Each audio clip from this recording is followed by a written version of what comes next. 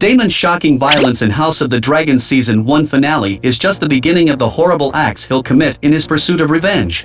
Daemon's act of violence against Rhaenyra in House of the Dragon Season 1 finale is just a glimpse of what will lead to his worst crime. House of the Dragon has established Daemon Targaryen as its most prominent anti-hero, with Viserys' younger brother rarely hesitating to commit horrible acts of violence. After killing his wife Rhea Royce, beheading Vaemond Velaryon, and grooming his teenage niece, Daemon's villainy was only redeemable through his love for his brother and family. While it seemed that Daemon would never stop to harming his wife, a shocking twist occurs when he takes out his anger and grief on Rhaenyra by choking her, setting a precedent for Daemon before House of the Dragon's most agonizing scene.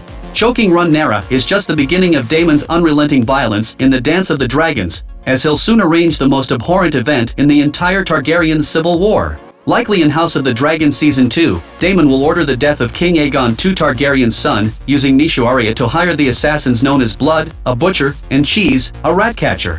Blood and Cheese sneak into the Red Keep and force Helaena Targaryen to tragically choose which of her two sons will die. Helaena reluctantly chooses her 2-year-old son Maelor, but Blood beheads the 6-year-old Prince Jaehaerys instead. This unspeakable crime leaves Helaena utterly broken, and could leave Daemon irredeemable for many.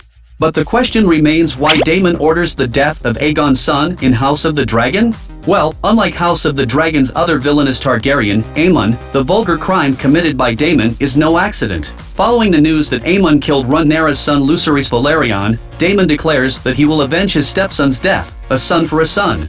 While Daemon has committed heinous crimes before in House of the Dragon, none were as agonizing as sanctioning the assassination of Aegon and Helena's 6-year-old son.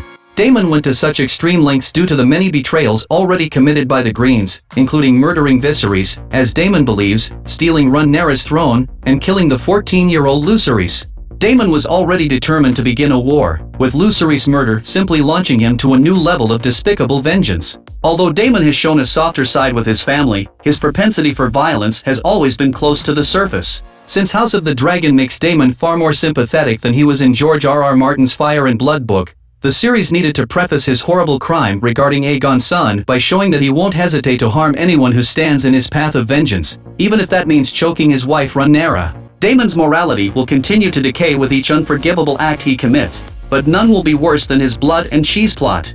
But, do the Greens get payback for blood and cheese? Blood and Cheese is already the Blacks' form of payback against the Greens for the murder of Viserys Velaryon, so King Aegon's followers don't necessarily get revenge against Daemon for this act. However, the Greens are successful in capturing Blood while he's on his way to meet Daemon at Harrenhal with Jaehaerys' head. House of the Dragon's Greens torture Blood until he gives up the person who hired him, who happens to be Meisharia, aka the White Worm. While they're unsuccessful in finding and killing Meisharia or Cheese, Aegon's men do still get some sort of justice by killing Blood.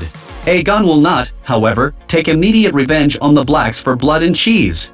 The next major deaths that follow this event in House of the Dragon's future occur in battle, which includes the Blacks' important members Princess Rhaenys Targaryen and Prince Jaehaerys Velaryon. While Daemon's death will eventually arrive in House of the Dragon, it won't be directly as revenge for Blood and Cheese.